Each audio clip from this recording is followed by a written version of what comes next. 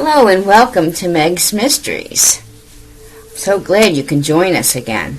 This story is called Spirits in the Wind. Sandstorms are common in Egypt, but this was a storm like no other. Earth's climate is changing around the world, from the great cities to the lonely desert. Ice is even melting in the Arctic.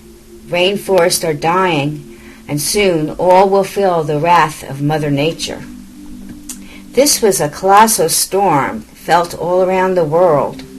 Such storms can dig up what has been buried for centuries, and this story is what can happen even in our modern times. September 2022, winds and sandstorms in the land of the Pharaohs traveled as far to the deserts of Nevada.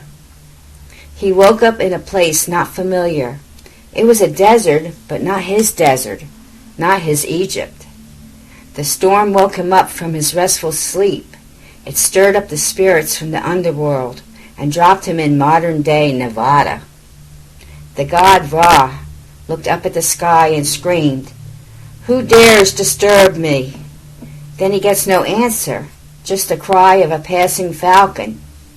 He yells, "I am the god Ra, the all-powerful, God of kings, the sun god, the god of order." Ra has been thrown into a chaotic modern world. He'll leave a trail of havoc along the way as he fights to find his way home to his beloved Egypt. As a spirit, he turns into the falcon, taking over its body.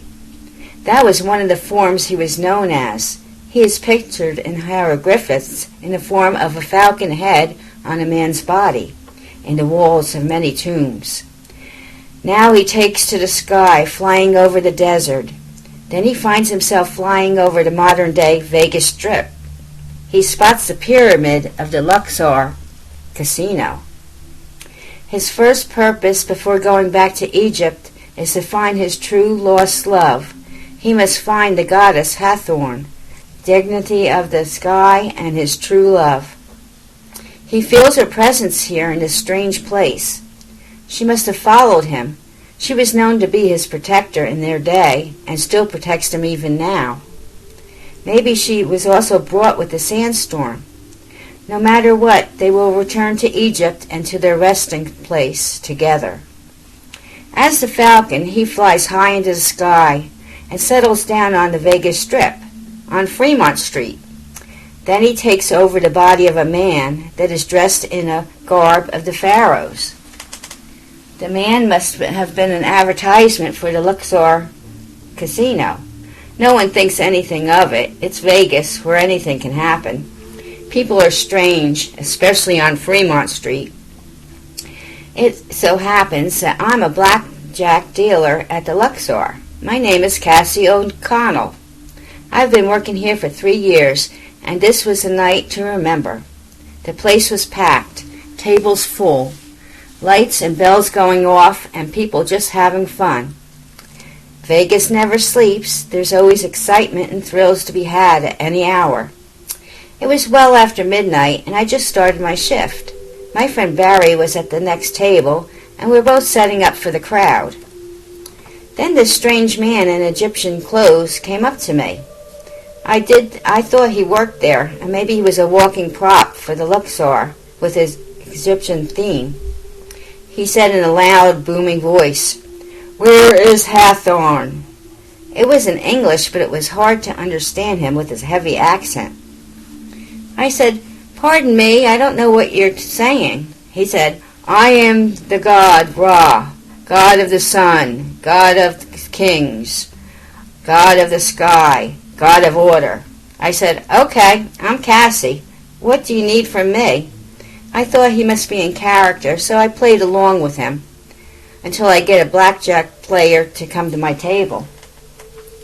Barry noticed and yelled over, "Is he bothering you?" I said, "No, he's in character and thinks he's the god Ra."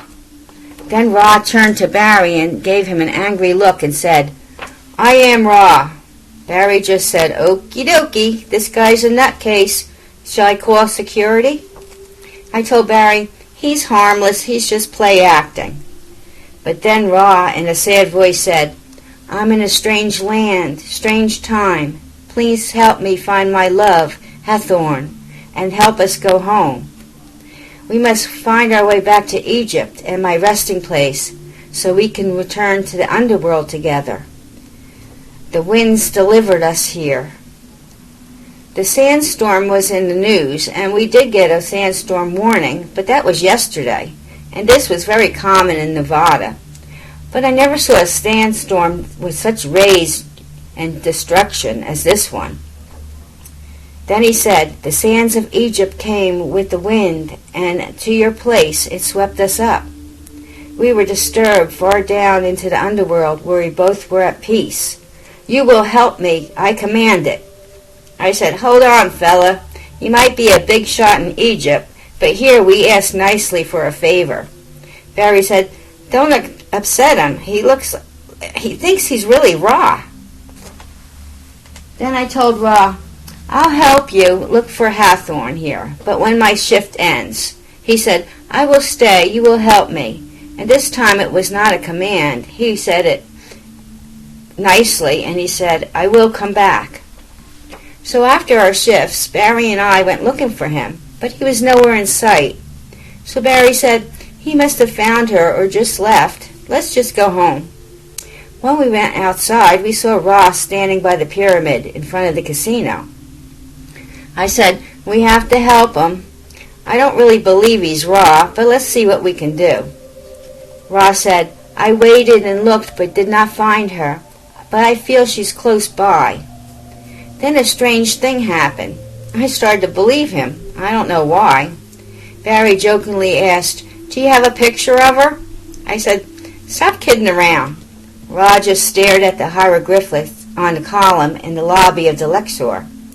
"This is Hathorn, goddess of the sky." I passed by this column many times, but I never noticed it. There was a symbol and a picture of a goddess Hathorn. Ra just looked so sad as he looked at her. I could see the love in his eyes. Suddenly a woman appeared. She also had Egyptian garb on. She took over the body of a woman dressed for an ad for the casino. "Ra, I've been searching for you in this strange land. I feel that you were close by me. We must leave at once to our homeland, or Egypt." Barry and I just stared at her. She was so beautiful. She kind of looked like Liz Taylor and Cleopatra. I said to Barry, "Oh boy, now we have two of them, and they think they're gods." And then they both said, "We are." So how do we get rid of them? Well, if they are telling the truth, they must have some kind of powers, right? So we drove way out to the desert, and we had another sandstorm warning for today. Crazy as it sounds, it worked. The two spirits of Ra and Hathorn were swept away in the winds of the desert, hopefully all the way back to Egypt. The two people they took over for their bodies just collapsed and were passed out cold. Barry and I got them into the car and took them back to the casino. When they woke up, they knew nothing, and we told them that they must have had too much cheer after hours. We found them passed out in front of the Luxor. They believed us, and no one was the wiser. Before Ra and Hathorn were swept away, they did think a thing that must have been hard for them to do, for they were gods. They thanked us. That's not what gods do. They went back to the afterworld and their afterlife. Barry just said, "That's not going to be a tale we'll be sharing with anybody, right? No one would believe it." I said, "Yeah, stranger things have happened to us, but no, this will be our secret." So what do you think? Well, it's Vegas, where anything can happen. What happens in Vegas stays in Vegas. At least these two spirits just came to visit, and then they went home. So next time a storm is brewing, I wonder what will be brought in by the winds. Hope you enjoyed this one. Come back for more next time on Meg's Mysteries.